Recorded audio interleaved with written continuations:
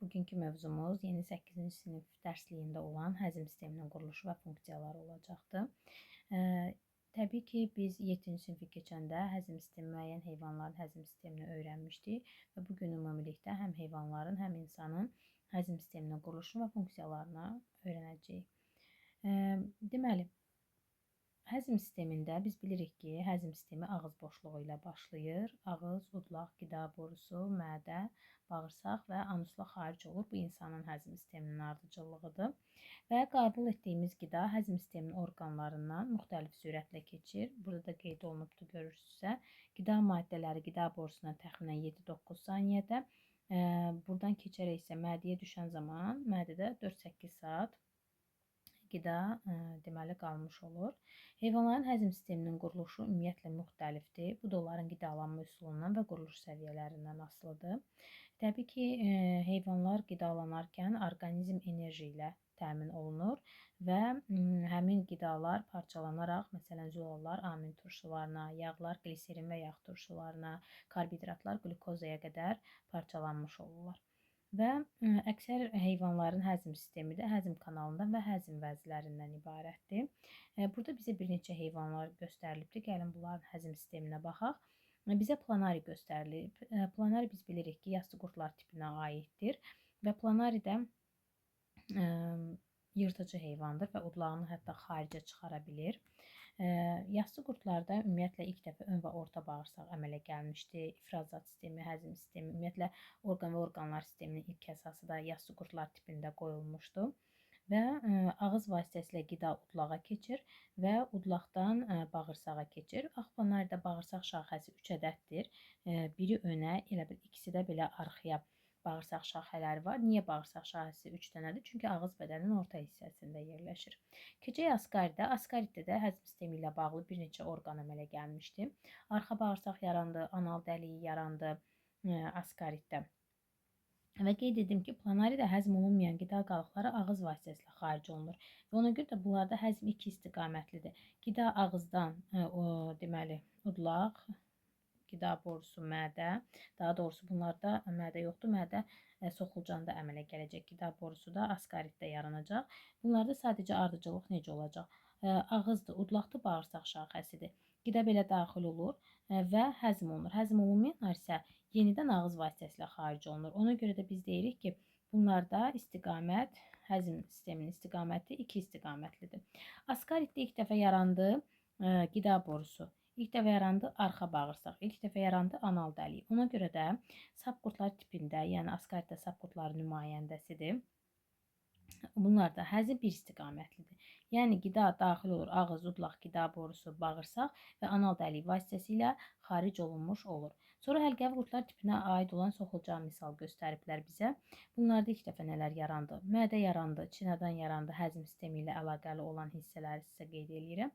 Və bunlarda da artıq yadınızda saxlayın ki, anal dəliyi varsa, onlarda həzm bir istiqamətli olacaqdır.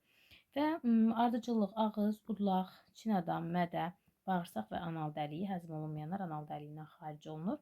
Çinadan qida borusunun genişlənmiş hissəsidir, yadınızda saxlayın.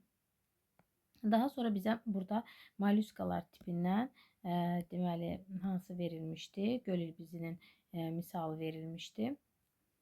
Göl ilbizinin həzm sistemində qaldıq. Göl ilbizində həzm sistemi ilə bağlı ilk dəfə deməli yaranmışdı qaraciyər.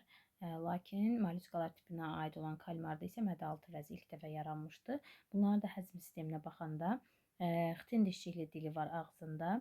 Ağız, udlaq, qida borusu, mədə və bağırsağı da qaraciyərin deməli axacağı açılır və beləliklə həzm olunmayan qida qalıqları da anal dəliyi vasitəsilə xaric olunmuş olur. İndi isə baxaq deməli onurğalı heyvanların həzm sisteminə. Başlayırıq balıqlardan. Burada hər birinin şəkli və rənglərlə hissələri qeyd olunubdur. Bunlara daha dəqiqsiz görə bilərsiniz bu hissədə. Balıqlarda deməli mədə olmur, yadınızda saxlayın. Bunlarda dişlər var, lakin dişlər çeynəmədə deyil, qidanı tutmağa xidmət eləmiş olur. Suda qurda yaşayanlarda ilk dəfə klauka yaranmışdır. Klauka nədir? Qida borusunun genişlənmiş hissəsidir. Qida ardıcıllıqdan, yəni ağız, udlaq, qida borusu, mədə, bağırsaq və həzm olunmayanlar klaukaya açılır. Klaukaya ümumiyyətlə bağırsağın genişlənmiş hissəsidir. Klaukaya həzmdən başqa ifrazat və cinsiyyətin də axarları klaukaya açılmış olur. Sürünənlər. Sürünənlər sinifində qaraciyər və mədəaltı vəz yaxşı inkişaf eləmişdi. İlanlarda ağız boşluğu və çənələr iridir. Bu da qidanı bütövlüklə udmağa xidmət edir. Quşlarda deməli çinədan var. Çinədan da bayaq da qeyd elədiyim kimi qida borusunun genişlənmiş hissəsidir. Qida bir müddət çinədanda qalır, daha sonra mədəyə düşür. Mədə bunlarda iki şöbədən ibarətdir. Vəzli mədə, əzələli mədə. Vəzli mədədə qida islanır, yumşalır, belə deyək, və keçir əzələli mədəyə. Əzələli mədədə isə xırda daşların köməyi ilə sürtülərək xırdalanır. Məməlilərdə isə ən mürəkkəb formanı almışdı həzm sistemi və bunlarda artıq dişlər ixtisaslaşmışdı. İndi bunların hamısını ayrı-ayrı qeyd eləyəcəm. Gövşəyənlərdə çox kameralı mədə var idi. Bitki mənşəli qidalananlarda isə həzm belə deyək də sistemində bağırsaq daha uzun olurdu. Və biz bilirik ki, insan da məməlilər sinifinə aiddir. Bayaq da qeyd elədiyim kimi qida ağızdan udlağa daxil olur və 6-8 saniyə ərzində qida borusu ilə mədəyə düşür. Mədə də qida borusunun deməli bağırsaqla birləşdirən hissəsidir. Və bu təxminən biz deyirik ki, mədə J şəklində olur və içərisi boş olan bir həzm orqanıdır və insanın mədəsi qarın boşluğunun sol tərəfində diafraqmanın altında yerləşmiş olur və mədənin qida borusu açılan hissəsi, yadınızda saxlayın, mədənin girəcəyi adlanır və 12 barmaq bağırsağı açılan hissəsi isə çıxacağı adlanır. Yadınızda saxlayın, mədənin selikli qişasında 3 tip hüceyrələr var. Əsas, örtük və əlavə hüceyrələr. Əsas hüceyrələrdə fermentlər olur, örtük hüceyrələrdə xlorid turşusu olur, əlavə hüceyrələrdə isə selik hazırlanır. Həmçinin mədənin divarını əmələ gətirən uzunluğa, çəpinə, bir də ki, həlqəvi əzəllər vardır ki, bu əzəllərin yığılması hesabına qida kütlələri mədədən nazik bağırsağa ötürülmüş olur və nazik bağırsaqda indi o hissəni də geniş izah edəcəm. Biz deyirik ki, nazik bağırsağında özünün 3 şöbəsi var. Deməli, nazik bağırsağında 3 şöbəsi var. Hansılarda 12 barmaq bağırsaq, acı və qalça bağırsaq. Nazik bağırsağın uzunluğu təxminən 5-6 metrdir. Burada da qeyd olunubdur. Və bəli, 3 hissədən ibarət olub 12 barmaq bağırsaq, acı və qalça bağırsaqdan ibarətdir. 12 barmaq bağırsağa mədəaltı vəzin və qaraciyərin axarları açılır və demək olar ki, burada nazik bağırsaqda xovlar var ki, qidanın əsas həzmi xovlarda gedir. Yəni xovlar bağırsaqlarda yaşayan mikroorqanizmlərin qana və limfaya keçməsinə də həmçinin mane olmuş olur. 12 barmaq bağırsağın orta hissəsinə mədəaltı vəzin axarı, bir də ki, ümumi öd axacağı açılır. Yoğun bağırsağa qida ötürülür və burada 12 saat müddətində qalır. Yoğun bağırsaq da ümumiyyətlə biz deyirik həzm kanalının ən son hissəsidir. Həzm olunmayan qida qalıqları deməli yoğun bağırsağın son hissəsi olan düz bağırsaq vasitəsilə xaric olunmuş olur. Yoğun bağırsağın da uzunluğunu təqribən biz deyirik 1,5-2 metrdir. Kör, çəmbər, bir də düz bağırsaqdan ibarətdir. Təxminən bunların uzunluğunu bilin, ola bilsin testlərdə sizə rast gəlsin. Burada qaldı bizim əsas ağız boşluğumuz, o haqda da danışım. Ağızda biz nəyə rast gəlirik? Dişlərə, dilə, xırda və iri ağız suyu vəzlərinə və ilkin həzm ağız boşluğunda başlayır və burada dişlərin köməyi ilə qida xırdalanır, ağız suyu vasitəsilə qida islanır və qida sıyğa bənzər kütləyə çevrilir. Təbii ki, qida islanmasa biz heç vaxt qidanı quru-quru belə deyək, uda bilmərik və ona görə də qida islanandan sonra xırdalanır dişlərimiz vasitəsilə, çeynənilir və udulur. Bizim ontogenezimiz dövründə cəmi 52 dişimiz çıxır. 20'si süd dişləridir, 32'si daimi dişlərdir. Və bunların da biz bayaq qeyd elədik ki, məməlilərdə artıq dişlər kəsici köpək ağzı dişlərinə bölünmüşdü və 4 kəsici diş yetkin insan hər çənəsində, 2 köpək dişi, 4 kiçik ağız dişi və 6 böyük ağzı dişləri olur. Və burada hər bir dişin deməli forması sizə göstərilibdir. Yadınıza saxlayın ki, kəsici ilə köpək dişləri qidanı dişləyir, ağzı dişləri isə xırdalanmaq funksiyasını yerinə yetirir. Şəklə diqqət eləsəz, burada dişin hansı hissələrdən ibarətdir? Dişin tacından, boynundan, bir də ki, kökündən ibarət olduğunu görürük. Dişin tacı bu hissələr testdə düşür, ona görə diqqətli olun. Mina qatı ilə əhatə olunmuşdu. Dişin boynu diş kökü ilə dişin boynu diş əti ilə əhatə olunmuşdu. Dişin kökü isə sementlə əhatə olunmuşdu. Və dişin daxili hissəsində diş özəyi yerləşir ki, buradakı qan damarlar və sinirlər gedir, bilirsiniz. Və qida burada xırdalanıb islanandan sonra keçir qida borusuna, oradan isə mədiyə, digər hissələrində həzmini sizin üçün izah elədim. Gəlin burada bizdən düşün müzakirə et paylaş hissəsində nazik bağırsağın uzunluğu 5-6 metr, yoğun bağırsağın ümumi uzunluğu isə təqribən 1,5-2 metr olur. Sizcə bu nə ilə əlaqədardır? Bu sualı bizə veriblər. Bu sualı necə cavablandıra bilərik? Nazik bağırsağın uzun olması, deməli çox saylı və müxtəlif maddələrin sorulması üçün səth sahəsini artırmaq məqsədi daşıyır. Bunu yadınızda saxlayın. Yoğun bağırsaqda isə bunu daha qısa olmasının səbəbi burada belə deyək də məhdud soruculuq funksiyası var. Yəni qida maddələrinin çox bir az hissəsi artıq yoğun bağırsaqda sorulur. Çox hissəsi isə nazik bağırsaqda sorulur xovlar tərəfindən. Bunu da bayaqları qeyd elədik.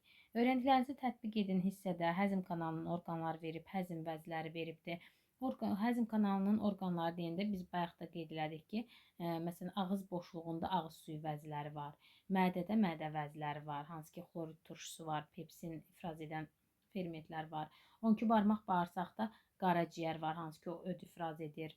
Daha sonra 12 bağırsaqda, yəni 12 barmaq bağırsaq açılır da qaraciyərdə, mədaltı vəzdə. Mədaltı vəzdində isə amilazadır, lipazadır, tripsindir ki fermentlər olur. Nazik bağırsaqda bağırsaq vəzləri var. Bunlar həzm vəzləridir. Qidanın mexaniki və kimyəvi həzmi nə deməkdir? Yadınızda saxlayın. Mexaniki həzmi qidanın fiziki olaraq parçalanmasıdır. Kimyəvi həzmi isə fermentlərin iştirakı ilə qida maddələrinin daha sadə maddələrə parçalanmasıdır. Bunları da bayaqları qeyd eləmişdim. Daha sonra öyrəndiklərinizi yoxlayın. Nə üçün qidanı yaxşı çeynəmək və udanda tələsməmək lazımdır? Deməli, qidanı yaxşı çeynəmək və tələsmədən udmaq ümumiyyətlə, yadınızda saxlayın ki, sağlam həzm prosesinə gətirib çıxarır. Yəni, qida maddələri daha yaxşı sorulur və həmçinin bu da mədə-bağırsaq xəstəliklərin yaranmasının qarşısını alır. Ona görə biz deyirik ki, qidanı yaxşı çeynəmək lazımdır və udanda tələsmək lazım deyil.